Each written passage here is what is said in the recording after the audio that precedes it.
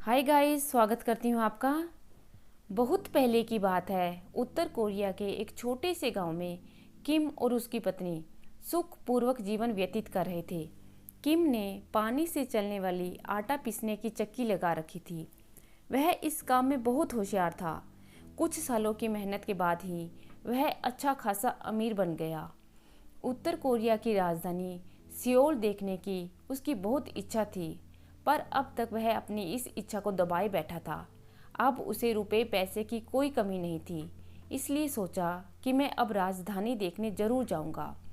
जब वह तैयार होकर चलने लगा तो उसकी पत्नी कहने लगी, मेरे लिए वहाँ से कोई बढ़िया सी चीज़ लेते आना। गाँव में किम खूब होशियार समझा जाता था। मोल भाव करने में भी वह एक ही था। लोग उसकी समझ की कदर करते थे, परंतु सियोल पहुंचते ही बड़े शहर को देखकर उसकी आंखें चकाचौंध हो गईं। वहां उसने ऐसी ऐसी चीज़ें देखी जिसका उसने कभी नाम तक नहीं सुना था। चुस्त चालाक शहरी लोगों में वह बुद्धू जैसा लगता था। उसके देहाती ढंग के कपड़े देखकर लोग उस पर हंसते थे। जब उसने वहाँ के बाजारों को देखा तो वह हैरानी से मुंह बिचकाकर अपनी आंखें और मुंह फाड़कर देखने लगा। उसे इस हालत में खड़े देखकर शहरी लोग उससे मजाक करने लगे। एक ने कहा, क्यों भुक्कड़ जी, क्या आप चांद का स्वाद लेने के लिए मुंह खोले खड़े हैं? किम का आज तक ऐसा तीखा मजाक किसी ने नहीं उड़ाया था। खैर, धीरे धीरे वह शहर के रहन सहन और उन लोगों के रीति रिवाज सीख गया। अब वह अपने घर लौटना चाहता था। घर ले जाने के लिए उसने कई बढ़िया चीज़ें खरीदी। एक दिन वह ढोलक खरीद रहा था, तभी दुकानदार ने पहचान लिया कि यह कोई देहाती है। पहले तो उसने कीमत बढ़ाकर बताई, फिर किम का मजाक उड़ाने की सोची। वह कहने लगा, देहाती भाई, देखो उस गली के मोड़ पर एक अनोखी दुकान है। वहाँ तुम्हें ऐसी ऐसी चीज़ें देखने को मिलेंगी जो तुमने आज तक नहीं देखी हैं। किम बताए हुए रास्ते से उस दुकान पर पहुंचा। भीतर घुसते ही उसकी नज़र चांद की तरह गोल एक चीज़ पर पड़ी। जब उसने उसके पास जाकर देखा तो उसे उसमें एक आदमी का चेहरा दिखाई दिया। वह चेहरा उसके पिता से बहुत कुछ मिलता जुलता था।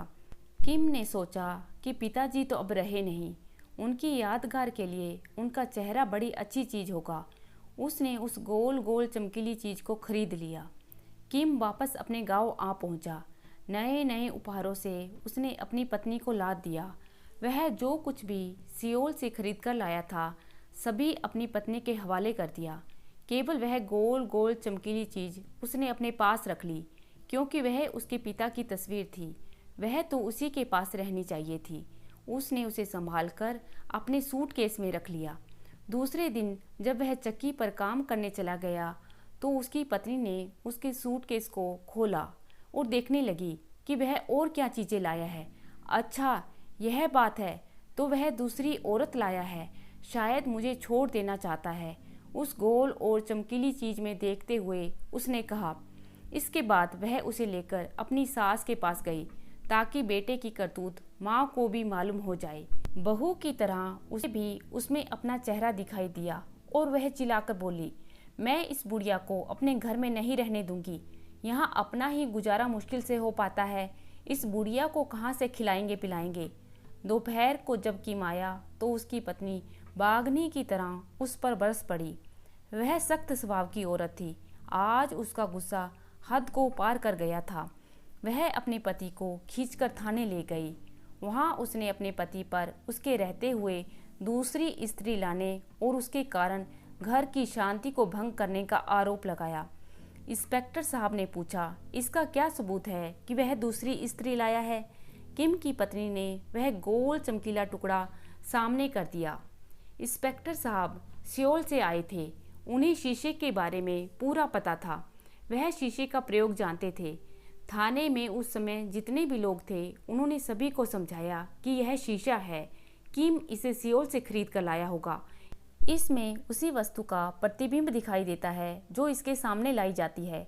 तब उन्होंने पूरी बातों का विश्लेषण करके लोगों को समझाते हुए कहा कि किम को इसमें अपना चेहरा दिखाई दिया। उसने समझा कि वह उसके स्वर्गीय पिता की तस्वीर है, क्योंकि उसका चेहरा अपने पिता से काफ़ी मिलता जुलता था। उसकी पत्नी ने देखा तो उसे एक स्त्री दिखाई दी। उसने समझा कि उसका पति उसके लिए सोत ले आया है। बुढ़िया ने देखा तो उसे बुढ़िया दिखाई दी। इंस्पेक्टर साहब के बताने पर सभी अपनी अपनी मूर्खता पर हंसने लगे। वहाँ जितने भी लोग थे हंस हंस कर सब लोटपोट हो गई। तो दोस्तों, कैसी लगी आज की कहानी? आशा करती हूँ कि आज की कहानी आप पसंद करेंगे। अगर अच्छी लगे तो लाइक और चैनल को सब्सक्राइब करना मत भूलिएगा। धन्यवाद।